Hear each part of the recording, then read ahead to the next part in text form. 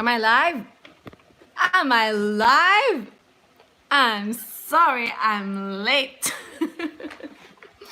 Hi, F-bombshells. Anybody out there? Okay, we're gathering people.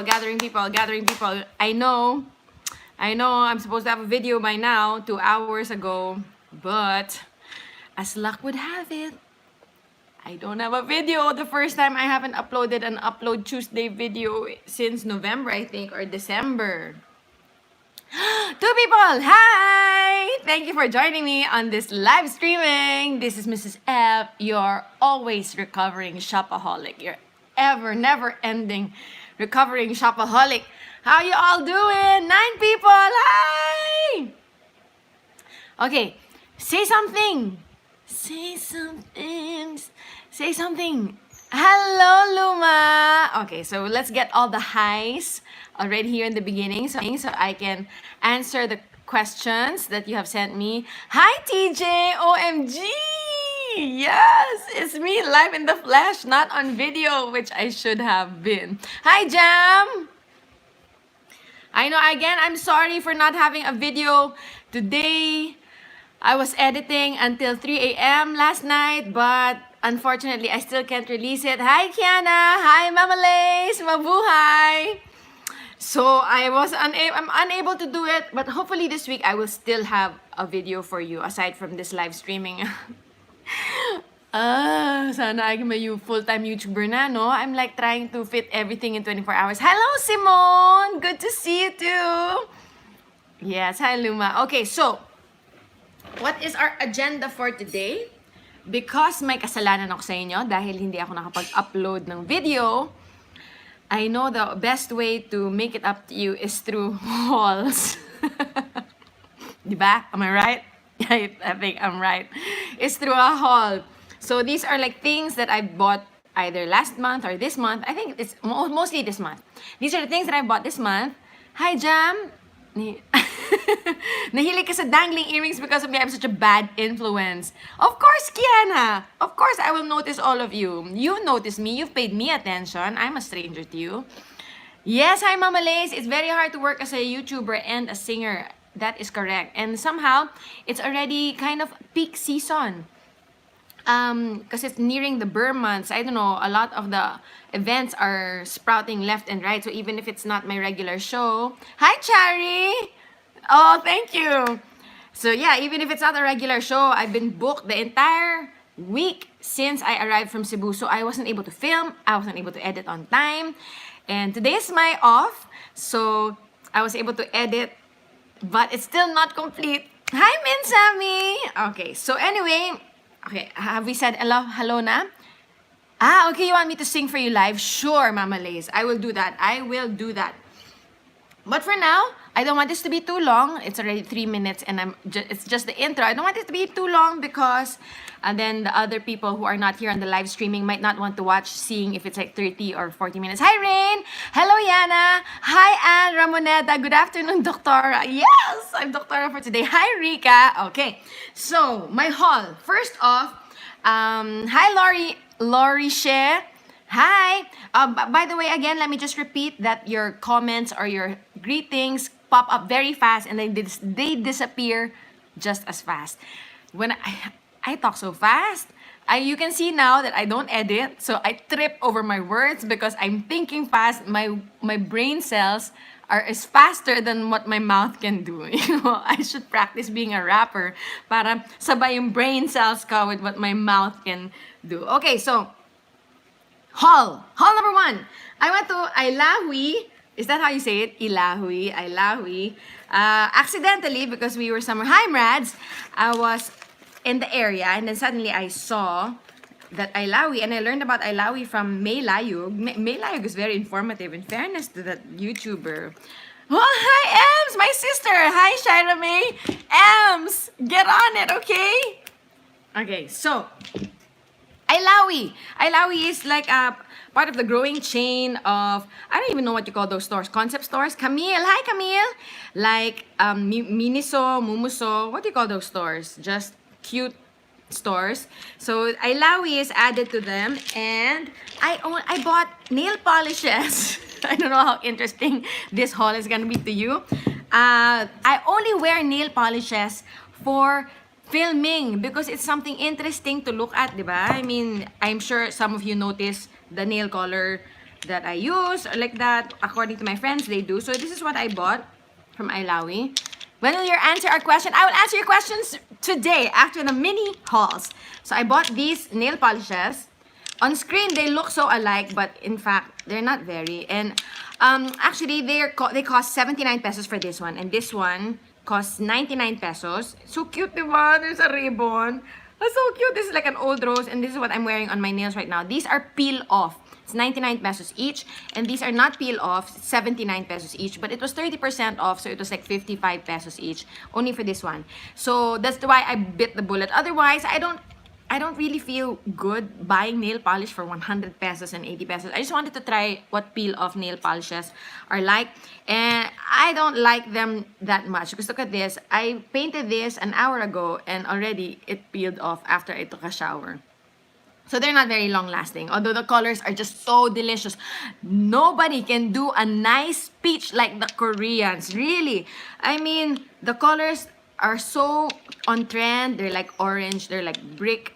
What do you call it? They're like brick orange. They're like peach brown. They're like pink brown. I love it. So anyway, those are my purchases from Ailawi. And then from Divisoria, I went to Divisoria to purchase those backdrops, as you might have known already from the filming tour and setup. Filming equipment, video, and tour of my studio. So I went to Divisoria for that. But of course, my eyes are always actively looking around and I can't help myself in a bargain place like that. So I bought these for 2 for 150 pesos. Such a bargain. Woo-woo! Sexy! May butas na naman. Signature Mrs. F. Basta may butas. So I bought it 2 for 150, one red and one in white. I mean, I'm not gonna make an entire video out of this because konti lang naman what I bought in Divisoria. So I bought this from 999 where I parked. Isn't this so sexy? Of course, I'm gonna use it for, grocery. Harot! Yes! Jam! Harot na harot ang mga taos para sa harot na babaeng kagaya ko. And then, I also bought brushes. I bought this one from Glad King. This one is a blush brush for 200 pesos. I love the color kasi I know I have so many blush brushes. I don't need it. I never need, actually, anything that I buy from here onwards. I have everything that I need. So everything that I buy from here onwards is just a one. So this one is a blush brush. And I like it because it's quite tapered. Because the blushes nowadays, the blush technique is not anymore like super blown out. It's super, what do you call it? In one position lang, di ba? It's not anymore as blown out. The trend is not super blown out. It's more precise. Precise is the word that I'm trying to look for. So this one works so well with the precision, no? Dito lang, di ba? On the higher points of the cheeks. Dati kasi all over, dati ganun, no? Dati ganyan. But now, it's like more precise on the highest points of your cheek to make it look like you have higher cheekbones. So anyway, I find it expensive, 200 pesos for a brush. But it's pretty. I know I shouldn't be tricked by packaging because I am a what's that word? Hi, Catherine. I am yun na yun. Basta, I don't like talking about packaging. Yan, I don't support. Ayan, I'm looking for the word support. Oh my gosh. Do you see when I am unedited how not eloquent I am? Support. Hi, Ems. Kuracha. Yes, the top is very kuracha. Okay, so, what was I saying? Yes, this haul is the most politically correct. This makes me happy. Hi, Murads. What? Okay. So anyway, I'm not a supporter of packaging tricks, on tricking us consumers with packaging. So, but I get tricked every now and then. So I bought a blush brush just because it's a pretty color. It's like nude. It's like KKW, and because the tip is very useful though naman. It's not like I just fell for the color. I really like the tip. The second brush I bought was for 100 pesos, and this was from 999, the corner shop, the corner makeup shop, and I wanted to use this to contour, to cream contour, because I'm loving cream products right now. It's like a new thing for me. This cream thing. Hi, Sleazy! That's one of my besties in New Zealand. So I bought this to cream contour. 'Di ba? To spread my contour like that. It's like is it a stippling brush? It's not stippling because it's too dense. But what do you call that kind of brush? Foundation brush, I suppose. But what I discovered was it's not very good for... Hi, Rachel! Thank you! It's not very good to do cream products with brushes. You know what's better to spread a cream contour, a cream blush, and cream highlight? The Beauty Blender. Still, the sponge is the best way to what do you call it? To blend. Yes, the sponge is the best product to blend a cream product. Hi, Maria Lourdes Cruz. Nakaka-relate ka sa pagiging fashionista. Thank you so much. Nakikirelate ka sa pagiging fashionista. How about pagiging bankrupt? So anyway, I bought this, but now I discovered that the sponge is the better way to blend out cream products, which I have just recently started using. And I'm loving cream products. Cream contour, cream blush, cream highlighter. Super love you. Talaga the way you speak and explain. Thank you. Oh, hi, Queen A. Hi, all about M. Hi. Okay, next.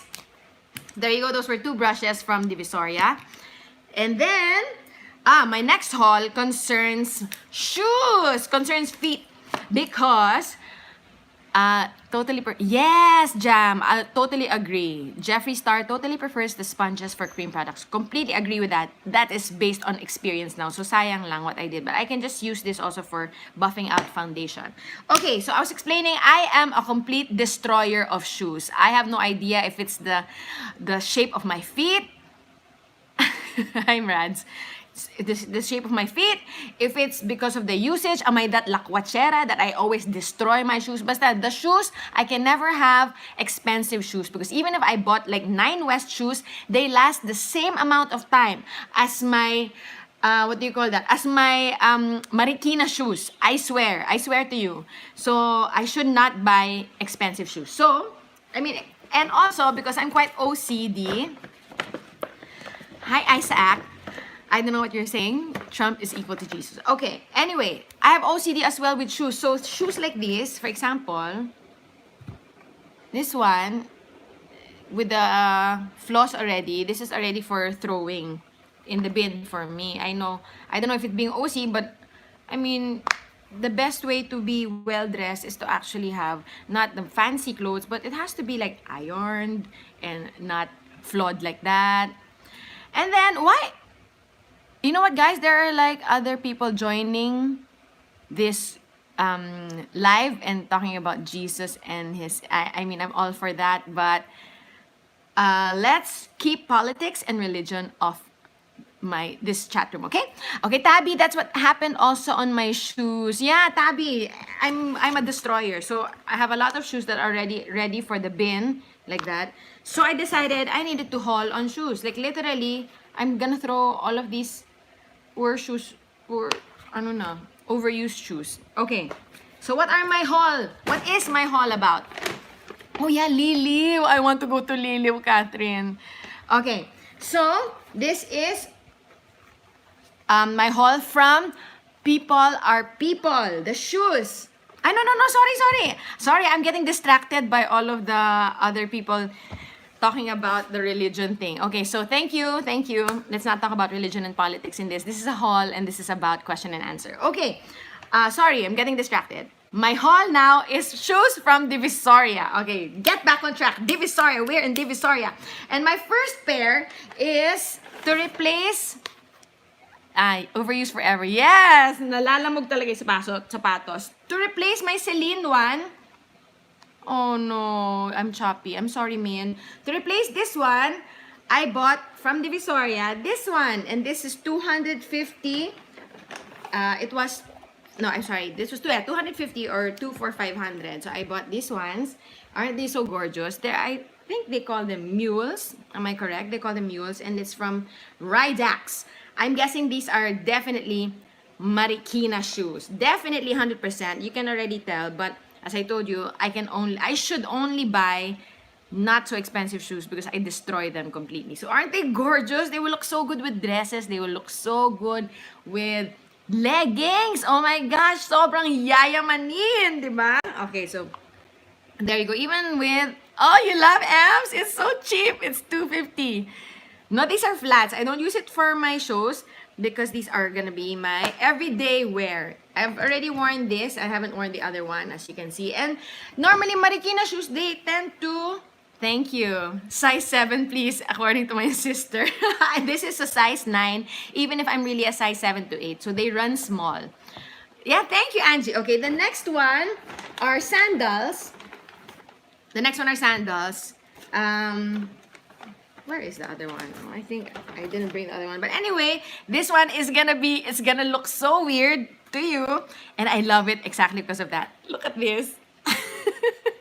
It's mustard colored and it looks so weird. And I love it because it's so weird, exactly that. We can't always have just normal looking shoes, can we? Basta it looks so weird.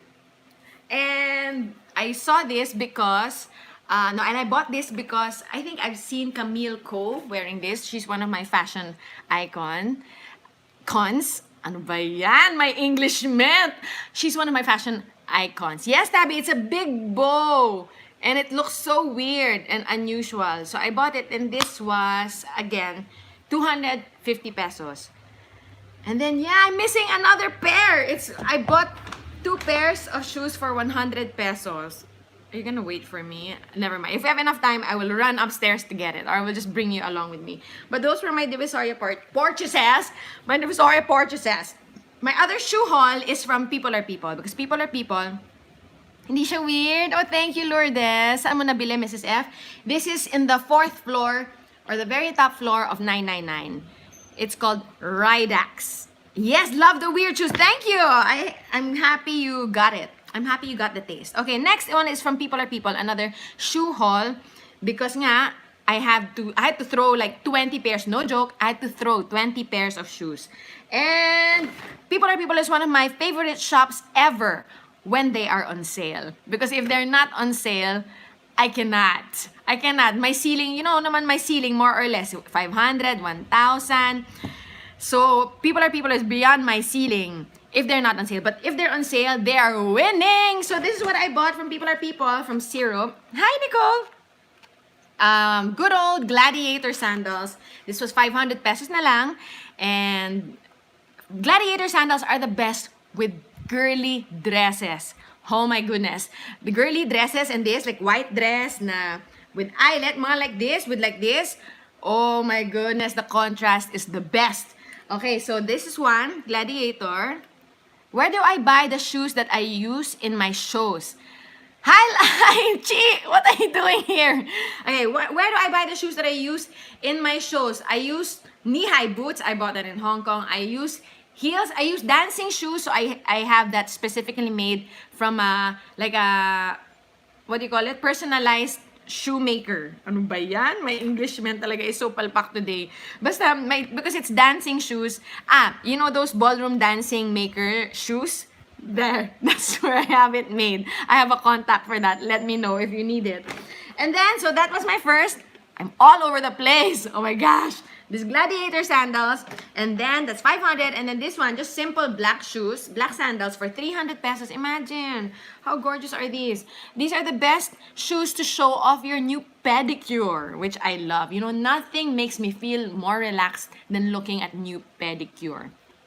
Yan. So, just normal flip-flop looking sandals, which will work well on most dresses, right? And that's what I bought them for. And then finally, heels. I need heels because when I am going to work, sometimes you just need to make an impact, diba? Because you're already at work. Even if it's not your costume yet, you still need to make an impact with your image whenever you go to work. So you can't go to work looking like you came from the house. So, you know, I need some comfortable casual heels. And this is the one that I bought. And it's only 700 now from 1,400, which I think is very reasonable for high heels. And it's very comfortable because the heels are chunky monkey. So it's comfy. You can run around. It's not like a stiletto heel that, you know, you only reserve for sitting down occasions. So there, this will look so good with dresses, with skinny jeans, with leggings. There you go. That is my haul, except for the 100 peso sandals that I will hopefully be able to still show you. And we're moving on. Thank you, Sleazy. Yeah, 700 pesos jam from 1,400 pesos. They're 50% off. Check People Are People every time they go on sale because it's normally 50% off, which I think is the only way to go when it comes to sales. Do not give me 10%. Do not give me 20%. That is not a sale. 50% minimum. Okay, moving on to the question and answer portion. You can still give me your questions right now, but I will answer the ones that was previously put in the comment section, previously written in the comment section. So I have some notes just so that I don't forget, because sometimes when I'm impromptu speaking, I don't get to cover everything. See what I mean? Eloquent. I don't get to cover. Hi, Hannah. Okay, next. Okay, question number 1 is from Christine Kim. How to stay young looking po? Thank you, Christine. So I'm assuming you think I look young. That's why I have the authority to talk about looking young. So I am turning 37 next month already, September 29, and I'm a Libra. How do I stay looking young? First of all, I would have to acknowledge that a huge part of it is genetic. And really, I need to acknowledge that because I don't want you thinking that I have some magic miracle drug cream to make me look younger than I really am. So it is genetic. My parents look young as well. My sisters look young. And what else? It's also what do you call it? Part of it is maintenance, okay? So as you can tell, I'm very, very makikay. Hi, Min! I'm very makikay, so I take my skincare seriously. I don't just buy the cheapest. Oh, thank you! Thank you, Hannah. I don't buy the cheapest. I invest on my skin because unfortunately, despite all the gifts that my parents gave me in life, in terms of talent and skills, skin is not one of them. I have to invest on my skin because I'm acne prone, I'm oily.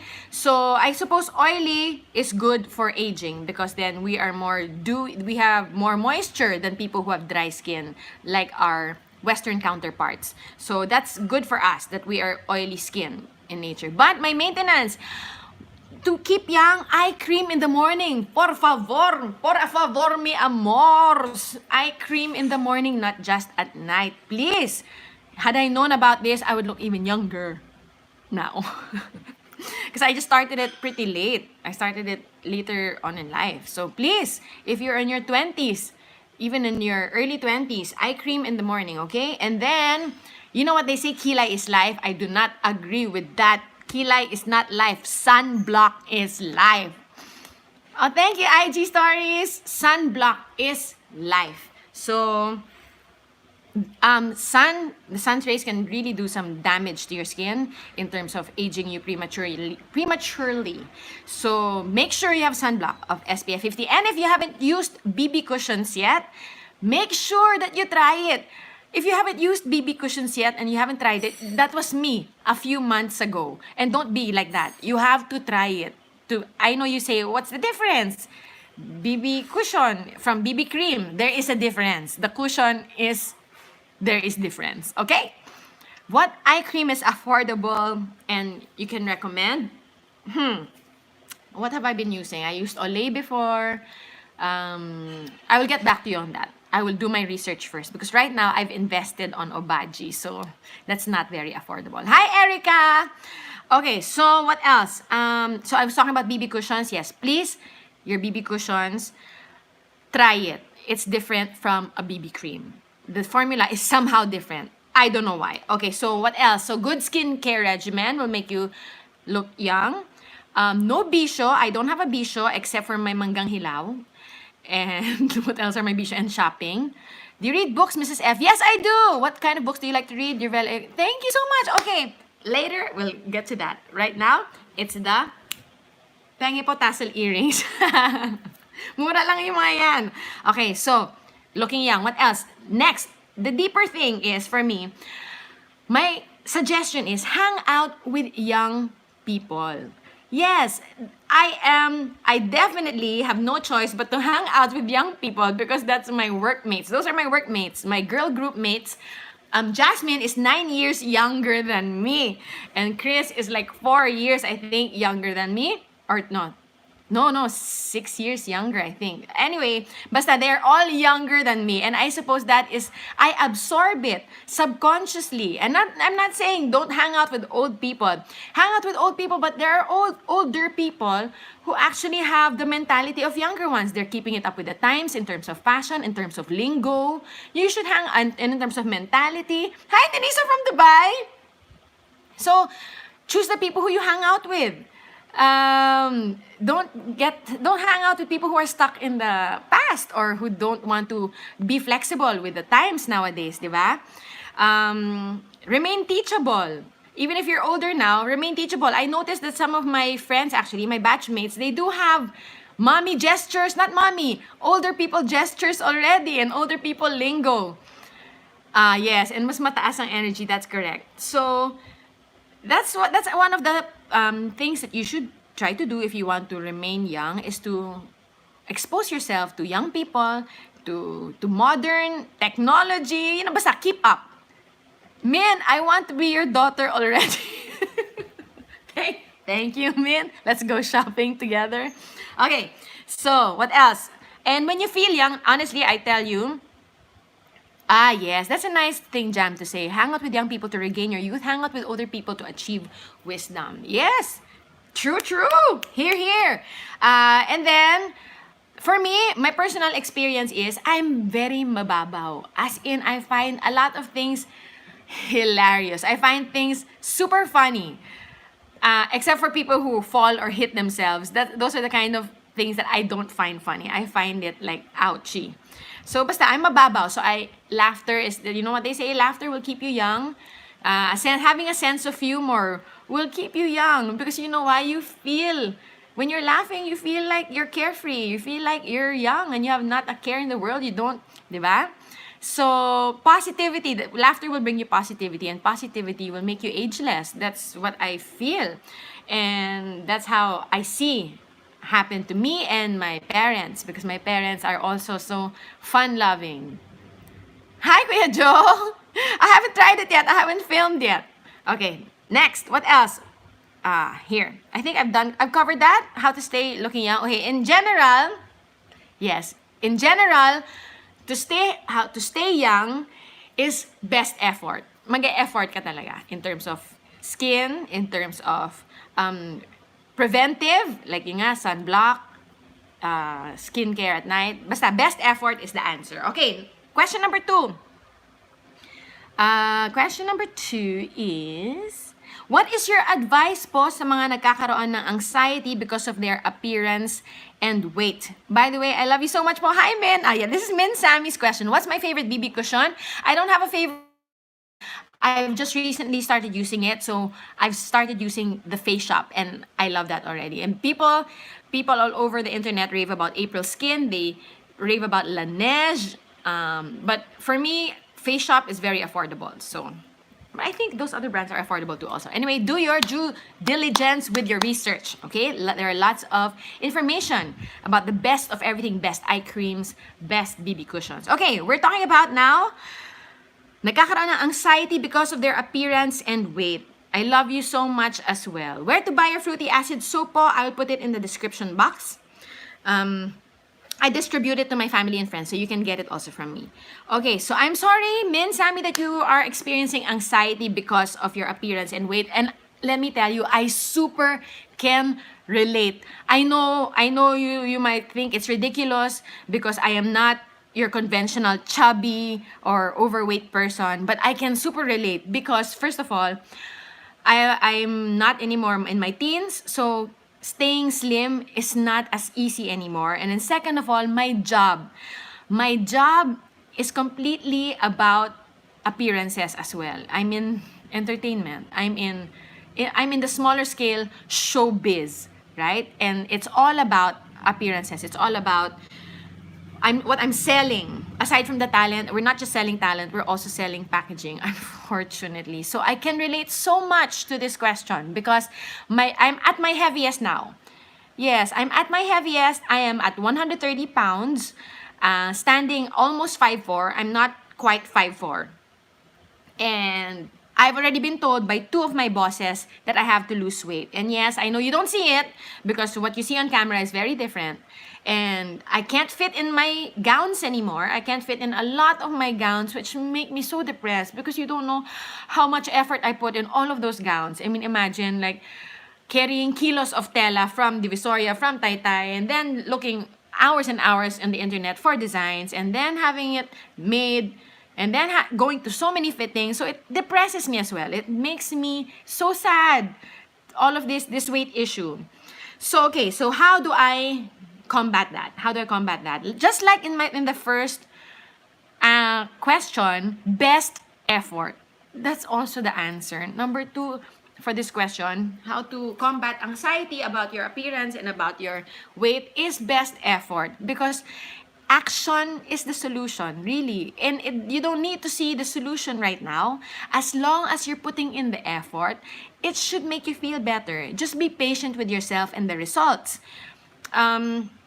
What do? I can't exercise because all I do aside from work is film and edit. It's not about what the size you wear, Han. Just prove to them na kaya mong umawro ng hindi nagpapanggap para sa ibang tao. Yes, Hannah. Correct. If we can put that mentality, or we can practice that mentality, then awesome. Problem solved. But if you really must, for like me, for the sake of keeping my job, if I really must lose weight, oh my God, my English man is so frustrating. It's giving me anxiety. My English man is giving me anxiety. Then action is the solution. Like, for me, I can't exercise because, as I said, all I do is work and edit and film. Then, realistically, what I can control is the diet. And what they actually say, scientists or scientific studies say, that it's the way to lose weight is 30% exercise and 70% diet. So it seems like diet has more bearing in losing weight than exercise. Correct me if I'm wrong, but that is what I know. So diet should be effective as well in losing weight. So what do I do personally? I ask Manang to cut pears and apples and sprinkle calamansi on them in the refrigerator. So for my snack, boiled saba is my snack. Boiled egg is my snack. What else? Pears, fit bars, if I really have no fresh fruits left in the refrigerator. You pre-cut them para hindi kayo tamarin that you have to cut them when you're hungry na. Hungry na kayo. Magsaslice pa kayo. Pre-cut them already when you're not hangry. And then, I consume 2 liters of water every day. This is a must. And you have to buy this. You have to buy a liter of water. You have to measure it. Best effort talaga. You can't do tansya-tansya. It's not gonna work. It has to be exact science. 2 liters. Consume 2 of this, and then at least you know you have your water consumption done for the day. What else? And that will help you with your metabolism. That will help you with not being so hungry all the time. It will trick you in thinking you're full.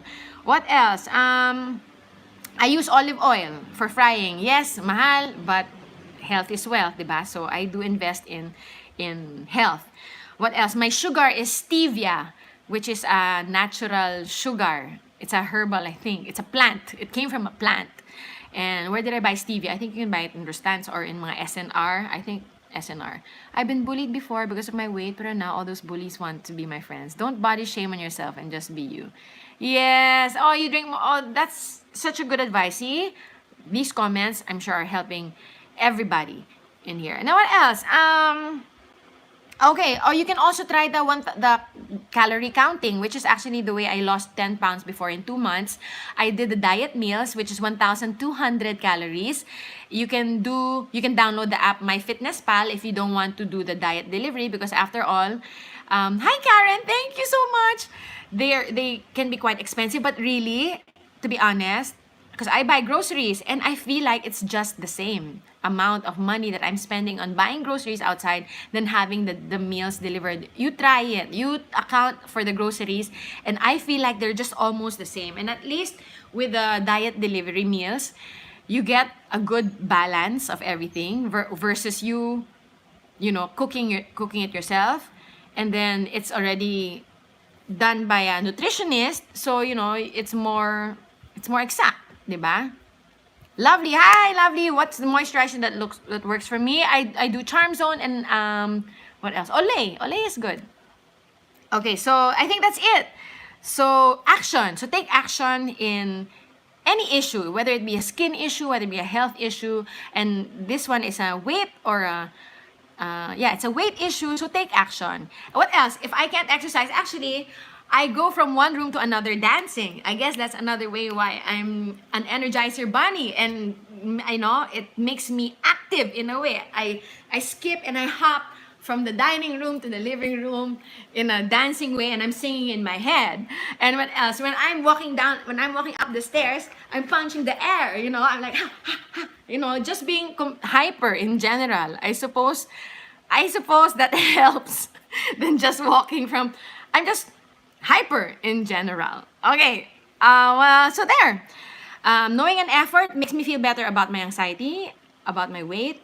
I know I'm doing the action, so I'm just patiently waiting for the solution, for the benefit. I'm just waiting for the effect. Okay, so hope that helps. Minsami, love you. Mwah! Okay, next question. How do you, oh my gosh, 36 minutes na to. Okay, I'm gonna try to keep it short. I'm so sorry, it's so long. How do you and Mr. F hold on kahit mahirapan na? How do you and Mr. F hold on kahit mahirapan na? I think this is from Maria Lorena Bernardino. One of my OG bombshells. Okay.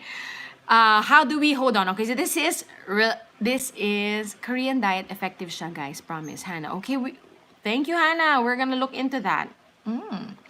Love learning from my F bombshells. Okay, this is now a relationship advice about marriage or anything about relationships. You don't have to be married to have this. But this is mostly for married people. How do you hold on kahit na mahirapan na? Okay, let me tell you. Being a wife is the most challenging role I have right now. It really is the most, because I'm not a mom yet. So probably when I'm a mom, that will be the most challenging role. So I have the mentality, I have the mindset already that it's gonna be challenging AF. So I am quite prepared for it. So prepare yourself mentally that this will be the hardest thing you will ever have to deal with. I don't think, this is my personal opinion, okay? We can agree to disagree, but I feel like marriage is more challenging than career, than anything aside from parenthood. I think marriage is more challenging than anything that we have to deal with in our lives. Anyway, that's for me. So anyway, I have the mentality for it, and I got married quite late, 33. So I wasn't a young, innocent person then. I already knew what I was getting into. And okay, so what now? Aside from having the mentality of it being challenging, and let me tell you, it is super challenging. I know what you see between me and Mr. F. We're just laughing and joking around. Of course, that's part of it, but you don't also see how difficult it can be to get along with someone day in and day out, especially one with cultural differences. I can make an entire video about cultural differences. Okay, it's really hard. So what makes me hold on first is the fact that I know it is possible. Why? I've seen it with our parents. So we've had positive role models in our parents. So I know it's not a unicorn. It's not a mermaid. Talagang may forever. It is possible. I've watched my parents not just survive marriage, but thrive. Actually, it seems like they got along even better as they aged. Yeah, so I knew it's possible. So I know it's possible. So for me, I accepted the challenge. I will do that as well. Ride, as in, matira matibay.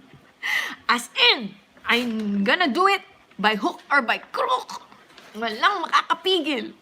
There. So I have that determination to succeed in this and follow in the footsteps of our good examples of my parents. Okay, so what else? How do I hold on? Okay. What is the question again? The question is, how do you and Mr. F hold on kahit mahirapan na? Okay, so sana naman you're in the same page as your husband na talagang you're in it for eternity. You're in it to win it. You're in it for the long run, no? So if you are on the same page, sometimes one would fall off. Sometimes one would not act in the way as what goal you've set. So parang minsan yung isa yung naiiwan. So I feel how to hold on, saluhan. So what I feel like, you have to motivate your partner to remember your vows, to remember. You have to motivate them. You have to know how to motivate your partner. It's the same as in business. So I was a band leader for a lot of years, and in that sense, I was kind of the unspoken boss.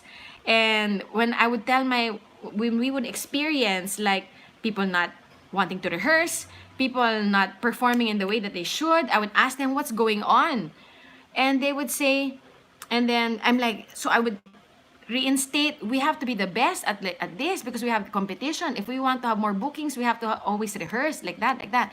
And so one of them said, oh, I guess all we needed really was motivation. He said, so sometimes motivation is not, it's not bottomless. You always have to reinforce it. You always have to reinstate it. You always have to remind each other, remind yourself. So you always have to remind your partner. You always have to know how to motivate each other. Now, remember we said we're not gonna fight about money. You have to motivate each other. And also, what is my other tip?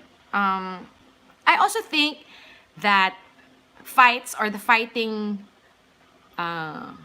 years is an adjustment period, because as I told you, I've seen my parents, it seems like they've adjusted so well the longer they stayed with each other. So it could be like the fights or the difficulty is just an adjustment period. It can take years, it can take decades, but I feel like, oh, hi Lourdes, thank you. It's an adjustment period. I feel like it will also be over as long as you work on it together. I feel like it's not forever that you will always be fighting or not adjusting to each other. I feel like, correct me if I'm wrong, because I feel like there's an ending to the adjustment period when you're well adjusted, at least for the majority of it. Okay, and then what else? So you motivate each other, and then you just remind each other. For example, me and Mr. F, we told each other no social media in bed, and then so we just have, sometimes we do it.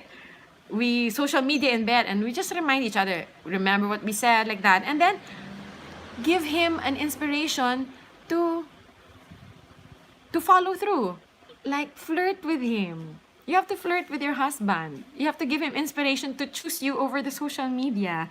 I know it may sound not so forward thinking, but why not?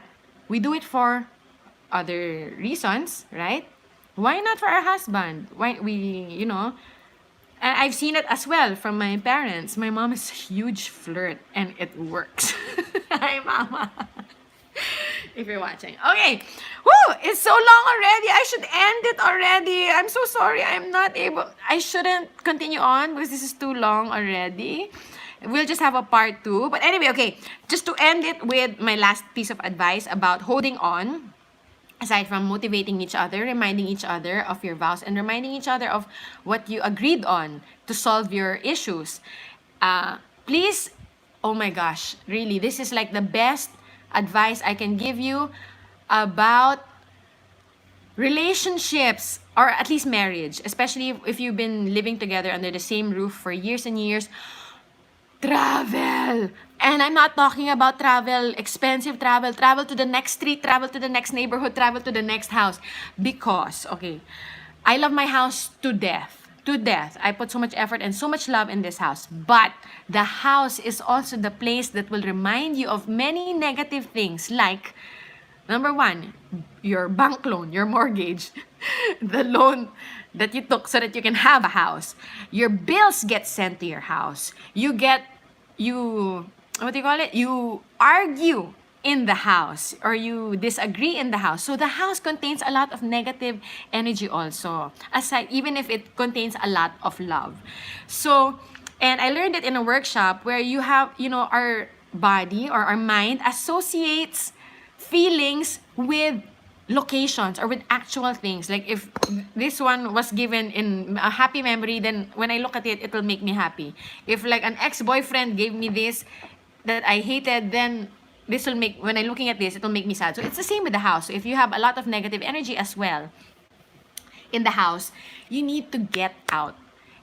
It will keep it fresh. It will keep the relationship fresh. To step out of the place where routines are established, where negative things also happen, not just happiness. A home doesn't just contain happiness.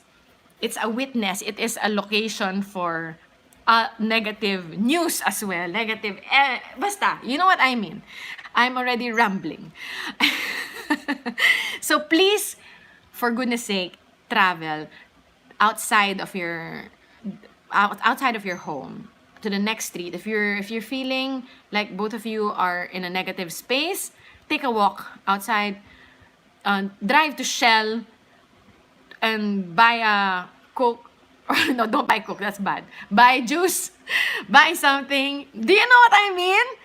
Get out of the house, because it's a constant reminder of a lot of other things that are not helpful in a relationship. Okay, what else? Yeah. What else? Yeah, there you go. Me and Mr. F, we drive to Tagaytay. If you're unable to do that, as I said, go to the nearest mall, have a date, have a coffee, something. It doesn't have to be expensive. Go to a park if you have access to one. My goodness sake. Go out, okay? Thank you so much. I have talked your ears off. I have rambled galore. I hope you enjoyed that. And if you didn't, let me know, okay? I love you all, F-Bombshells. Thank you for your questions. Next time naman, part 2. Let's do another Q&A if you enjoyed this one. 47 minutes! I'm so sorry, and I'm so grateful that there are still people still with me. 26 people. Thank you. I love you. The book. Okay, the book. What books do I love? Oh my gosh. For young adult fiction, I loved Fangirl. Oh my god. No, sorry. Fangirl ba? Yeah. Fangirl. I'm confusing it with Girl Online. Fangirl for like young adult fiction na romantic. I loved it so much. And then what else? Self-help book. I love how to win friends and influence people. I think that's the title. And then what else? The Magic of Thinking Big. I love that as well. Fiction. What else? What was the last fiction that I read? Oh, Ready Player One was like a good adventure fantasy novel. What else? Mwah! Okay, mwah! Love you! Bye, everybody! I hope I answered that. I'll think of some and then remind me about it or DM me. Guys, you can DM me for any other questions, okay? Oh, thank you, Jam. DM me in Instagram. Okay? Love you! Mwah! 48 minutes! Shame on me! Bye!